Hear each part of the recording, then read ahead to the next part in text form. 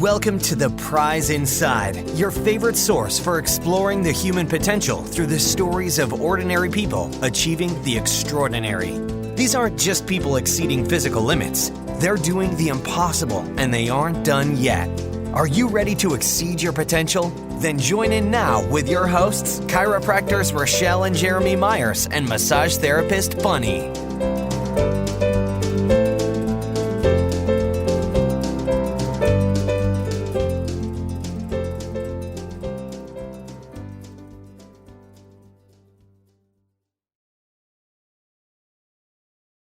Welcome, everyone, to The Prize Inside, where we learn about ordinary people doing extraordinary things.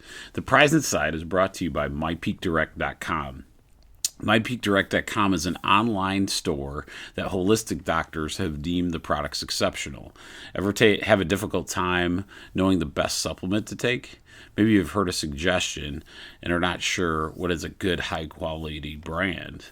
MyPeak Direct is an online store that not only sells top-quality holistic supplies from top-rated companies, but everything they suggest, holistic doctors have deemed great.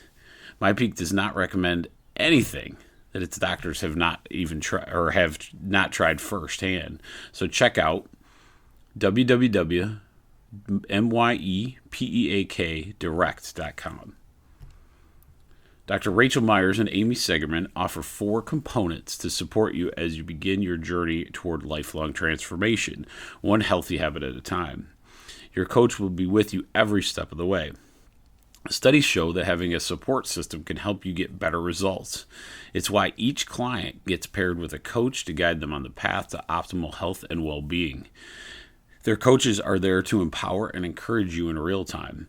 They know the journey you're about to embark on because they themselves have been on that same journey. So call 269-964-1441 and ask for Dr. Rachel or Amy to get started today. Welcome, everyone, to The Prize Inside.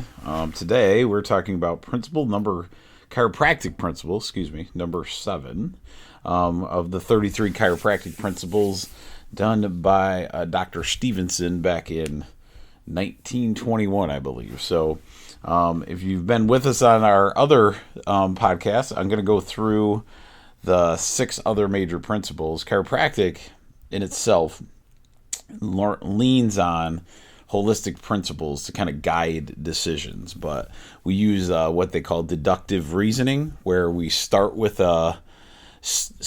something and then deduce the outcome based on that. So deductive reasoning is something in holistic that it makes it unique against many other kind of scientific pieces out there, because we always believe that our body was formed perfectly. And we always go from the framework of every part of your body is perfect. So how do we go, and when we use that as the standard, right, and then have different things that aren't perfect, how does that work? So that's how the deductive logic goes. And then the principles kind of hang in there with it. So principle number 7, I'll read it first, and then we'll kind of go through the other principles, but that we've covered already. This one gets me excited because it's very interesting and a couple new insights I've had on this one. But this one's called principle number 7, the amount of intelligence in matter. The amount of intelligence for any given amount of matter is 100% and is always proportional to its requirements. So what that means is the intelligence within all matter, this innate intelligence, is always at 100%. The big kicker on this is it having to run at 100%? No, it's proportional to the need of the use, right? So before we get into the rest of our discussion, I want to give a quote. I love this quote. Not everything that's faced can be changed, but nothing can be changed that is not faced. That's by James Baldwin. So let's go over principle number 7 one more time. The amount of intelligence in matter, the amount of intelligence for any given amount of matter is 100%. and is always proportional to its requirements. So I'm gonna read the first 6 principles just so you know where we're at on the game plan if this is your first one. So the principle number 1 of chiropractic is called the major premise, that we believe, there's a universal intelligence in all matter and continually gives to it all the properties and actions, thus maintaining it in existence. Chiropractic principle 2 is the chiropractic meaning of life. The expression of this intelligence through matter is the chiropractic meaning of life. Principle number 3, the union of intelligence and matter. Life is necessarily the union of this intelligence and the matter with which it's in. Principle 4 is called the triune of life. Life is a triunity having 3 necessary united factors, namely intelligence, force, and matter. Principle 5, the perfection of the triune. In order to have 100% life, there must be 100% intelligence, 100% force, and 100% matter. Principle 6 is the principle of time. There's no process that does not require time. That's the shortest one we've had so far. But principle 7 brings us back to the idea that all matter that has life to it has 100% of the intelligence within. So this innate intelligence is working, or is present 100%. Now, in this one, and it's proportional to its requirements, which I'll go into some detail on that. And explaining that is pretty easy. You don't want your stomach trying to digest things at 100% of the time if there's no food in the stomach. Does that make sense? But you want it there active, ready to go, perfectly capable of doing those kind of things. I love this analogy. I heard it from a nurse practitioner. So if you all heard, if you have to go in for a major surgery, they don't want you to smoke. And so some major surgeries, they're actually requiring you quit smoking for at least 3 months prior to them even doing the surgery. Why is that? And I always thought it was because just because your outcome would be bad. That's been proven over and over again, that if you're a smoker, the surgeries that are, especially major ones, aren't as successful. So that's what I always assumed. But then I was talking to a nurse practitioner, and she actually goes, no, Jerry, you know what the actual problem is? When smokers are there and they smoke on a daily basis, their liver is processing the toxins at such a high rate. It's like the liver is actually going in 5th gear all day, every day, anytime they started or have a smoke, right? So this liver is overworking constantly, day after day after day. Well, and the problem is when you go in for a major surgery, they have to use anesthesia to knock you out. Well, when you have a smoker and the liver is been used to processing at this higher rate because the intelligence within it is telling it to detoxify, and it doesn't matter. It wants to keep running until it helps fix that problem. She said when the anesthesiologist tries to, let's say, put the person under or knock them out, I guess you'd say, they have to use like 3 times the normal dose of an adult to just get them to fall or to get knocked out, or for the anesthesia to work in that procedure. Why? Because the liver continually is processing at a high rate of speed, because that's what its normal is. It's running at like 5th gear. Well, and all the time. So it changed my perspective. I'm like, man, if that's happening, then what's the life of that liver? You know, I kind of always say, like, and this one's a great example. When you start looking holistically, you start looking at your organs in a balanced state. So do you want your liver running? Yeah, it's great. The liver's running functionally, but do you want to run it at 5th gear all the time? It's kind of like just an engine on blocks. and you're not going anywhere, and you just keep revving the engine. I always think of like Ferris Bueller when they tried to reverse the mileage on the car when they put it in reverse and put it on the blocks. That was pretty funny. I remember that one. But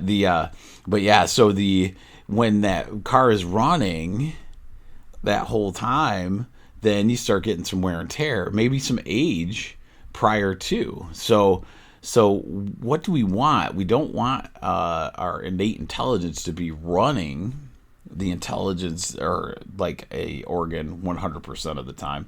You want this perfect need for it. So a liver is a great example of, we don't want that liver working all the time. We don't want it having to detox your body constantly because of something you're putting in there. And we do this on a regular basis. It's not just smoking. Marijuana has been pretty incredibly terrible for this, because smoking cigarettes is bad enough, but then you have this new stuff that the weed, they don't put a filter on it, so the smoke gets inhaled. It's even 8 times worse. That's one reason why now most ERs where weed is essentially like legalized, now you're seeing nausea, beat out headaches and back pain for ER visits in a lot of these areas. The reason is because their gut processes, because you have liver to process food, you need like a perfect liver, you need a perfect gallbladder, you need a perfect environment for your intestines to go through.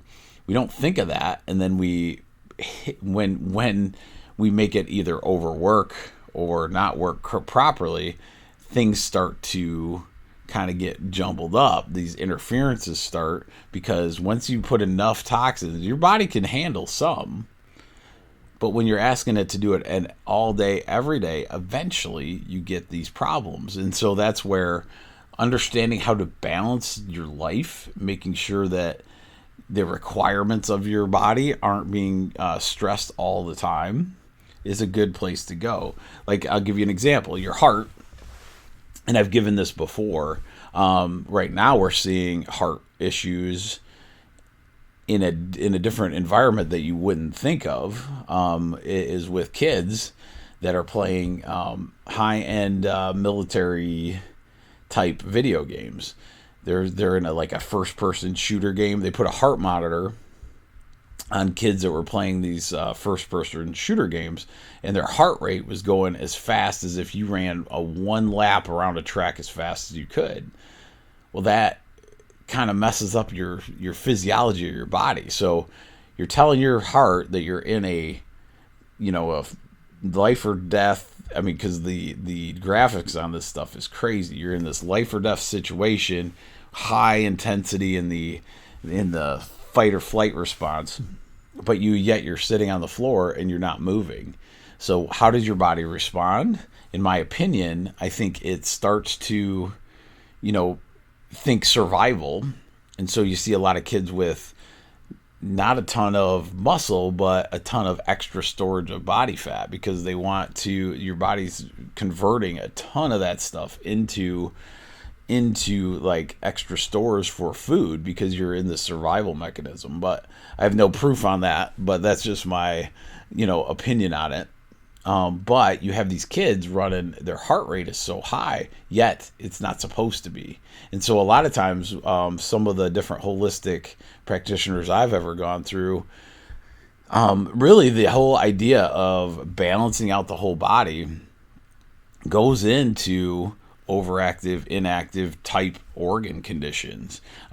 If you have an overactive heart or an underactive heart, what can we do to get these things going? Like, so for instance, a guy trained under for a long time, he would test kind of where the heart is, in relation to the nervous system and all these kind of things.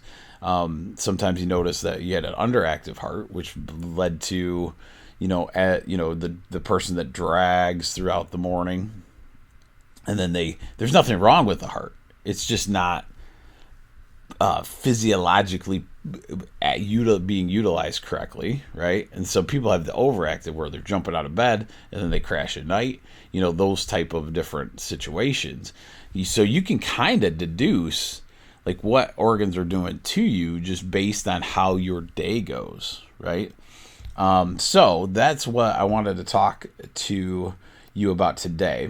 So if you think of who's one of the most important people in a NASCAR race, well, the driver, yep. But the guy, in my opinion, one of the most important people right before a NASCAR race is the systems check guy. The guy that checks every system to make sure it's working perfectly as you go forward. Because if all the systems are ready to go, it doesn't mean they're active, right? So you have to test things. You got to rev the engine. You got to push the brake. You got to do these things. But you're not going to do, you may not need all these different parts, but you got to make sure they're all going. So I want you each and every day to do your own systems check. And we're going to go through how to do that in a minute. But if we start with some systems checks as we go forward, you're going to notice a massive difference in like how you feel. Questions that start going up. It's just don't be a victim to your day because you wake up. I hear this all the time. Oh, I'm tired today. Okay, well, why? And people don't like me asking that question because they're like, well, I just am. Okay, so you're telling yourself that, but you never found out the why. Is there a reason? Did you not eat right?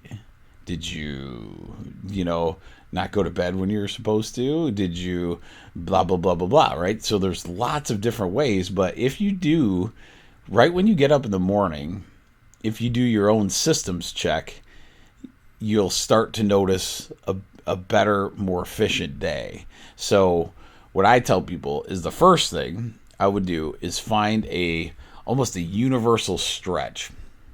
I always visualize a cat or a dog getting up out of bed.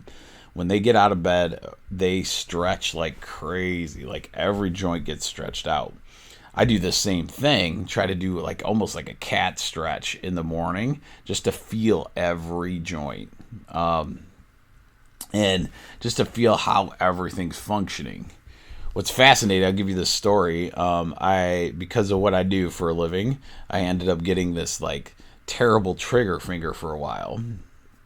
It was in my hand that I do a lot of adjusting with, and I could handle it, or I just adjusted around it. It wasn't that big a deal, but I kept treating it and treating it and treating it. Well, anytime I do my systems check, I would have this like a trigger finger is like where your finger kind of locks up into the fist position and you can't like open it.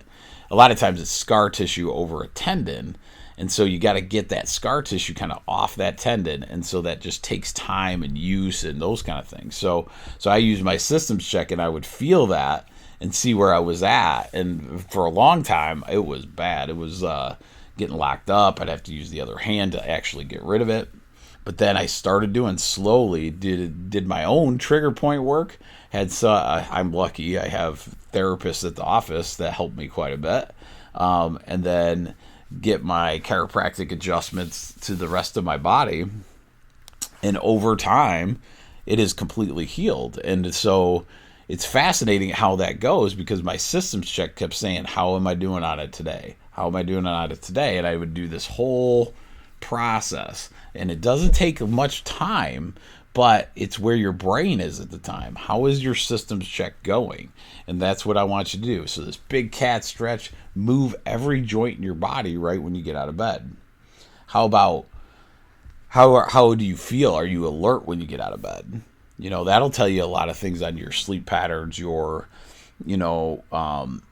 all these different variables. Some people even wear, you have this new technology of Fitbits and watches that'll actually tell you heart rate, how you sleep. You have so much new systems checking, but a lot of people don't until they feel something's off, right? I want you to systems check every day, see where you end up being, right? Because those are things that are crucial. A good systems check the doctors do is when you go to the bathroom. Number 2, I hate to be this way. You guys are going to get grossed out, but what does it look like in the toilet for a number 2, right? Because that tells you a great deal. And you can even find coloration. Is it firm? Is it diarrhea? Are you going? Are you not? Are you constipated? Those kind of things. How is your urine? Is it yellow? Is it clear? Is it foamy? There's a lot of different things that you can pick up. And as you start learning and kind of paying attention to these things, we can adjust it without having a condition wrapped into it. We are just adjusting to the systems and making sure all of those systems are working. Okay, so that's what I kind of want. Our 1% improvement this week is going to be starting a systems check. You're going to do your own NASCAR race, because every day is truly an adventure, and a journey. And why not start it with trying to improve each and every day of your journey? And I think one of the reasons I love this principle is because it really does fit in. The innate intelligence is always there 100% of the time. If it's there 100% of the time, it doesn't have to be utilized 100% of the time. It's just when it's required, right?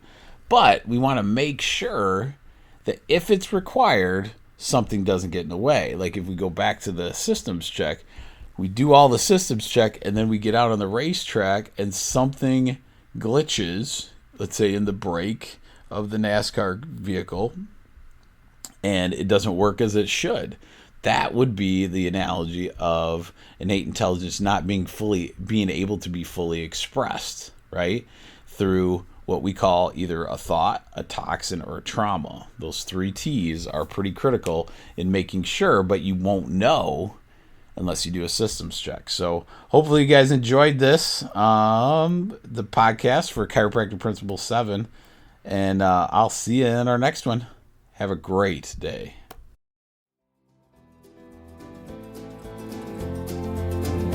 Don't think for a second that this episode has reached its full potential, because we have plenty more for you on myers-chiropractic.com. Be sure to like us on Facebook and subscribe to the show on your preferred podcast listening service so you don't miss a minute of real stories, real people, and real results. We look forward to exploring the human potential with you next time, right here on The Prize Inside.